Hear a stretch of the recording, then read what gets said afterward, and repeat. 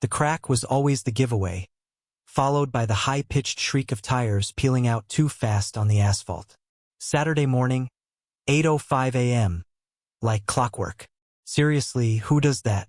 For 6 weeks straight, this woman, this menace in a pristine white Cadillac Escalade, had treated my mailbox like a personal stress ball, using it as target practice while cruising down Cedar Lane.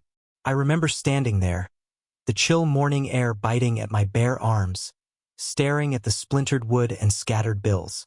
A profound sigh escaped my chest, a weary sound that spoke volumes about suburban frustration. Another one. My first attempt at a fix was purely functional, a standard pressure-treated pine post firmly cemented. I painted it a cheerful federal blue, hoping maybe, just maybe, the sheer audacity of freshness would deter her.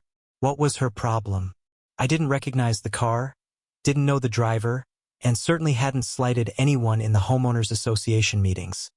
Yet here I was, perpetually buying new hardware. When I saw the post listing violently to the left the next Saturday, a sick, hot wave of helplessness washed over me.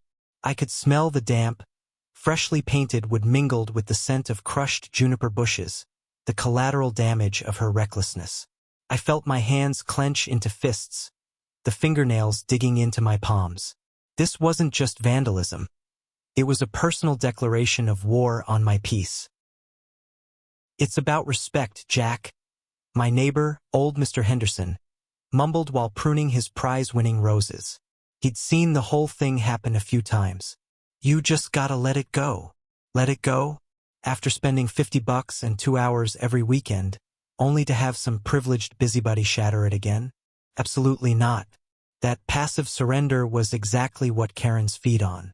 I stood there, thinking about the sound of her V8 engine, a low, arrogant rumble that promised expensive problems. This time, I wouldn't just fix it. I was going to engineer a solution. That Monday, I drove straight to the industrial supply yard, ignoring the bewildered look the counter guy gave me when I asked for a length of Schedule 80 steel pipe, thick enough to be used as a support column for a small bridge. "Building a fortress, buddy?"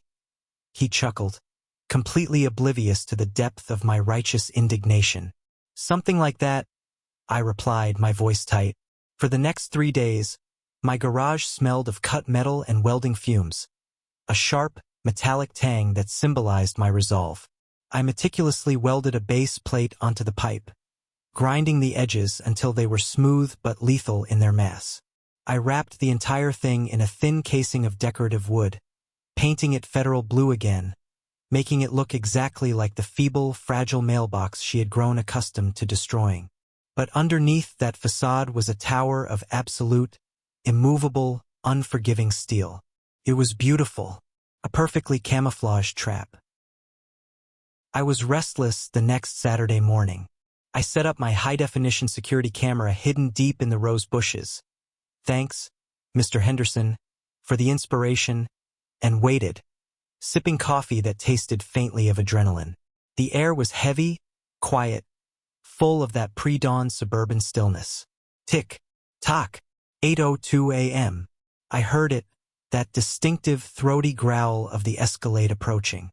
My heart started pounding a frantic rhythm against my ribs. This was it. She cruised past Henderson's, her face a blur of focused, aggressive entitlement behind the tinted window. She slowed slightly, a calculated move to maximize the destruction. I could practically hear her thinking, "Take that, suburban nobody." And then, the unmistakable sound of a baseball bat being deployed and swung with the full, arrogant force of someone who believes they are untouchable. It wasn't the crack I was used to. It was a sound like nothing I'd ever heard. A sudden, horrifying, bone-jarring K-rang. A sharp, metallic echo that seemed to stop time itself, followed instantly by the sickening thwack of the bat handle impacting the driver's side window glass. I winced, but not from pain, from the sheer force of karma delivered.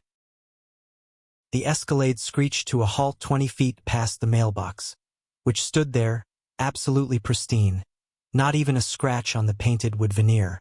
I watched in stunned satisfaction as the woman, blonde, perfectly coiffed, sunglasses askew, stumbled out, clutching her right arm, the splintered remains of her expensive wooden bat spinning slowly on the ground.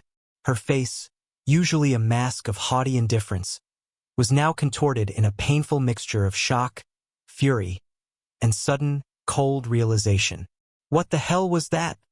she screamed, directing her rage not at me, but at the immovable object that had just betrayed her. I emerged from the house, holding my phone up, recording everything. The final twist?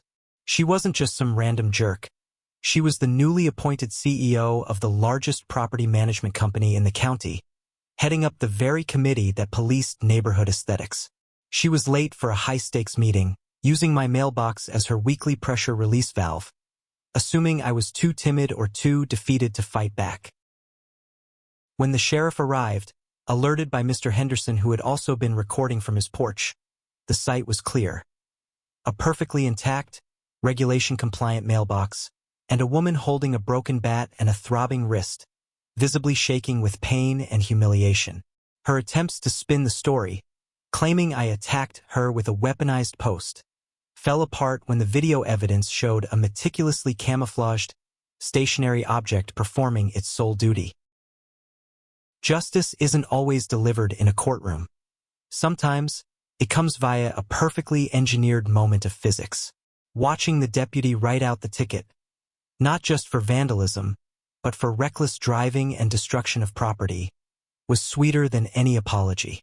As she was escorted away, her pristine reputation shattered like her cheap wooden bat against my Schedule 80 steel, I raised my coffee cup in a silent toast to the spirit of tenacity and the absolute, unyielding power of standing your ground.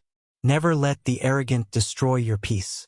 Sometimes you just need to rebuild stronger and wait for the inevitable return of the wrecking ball.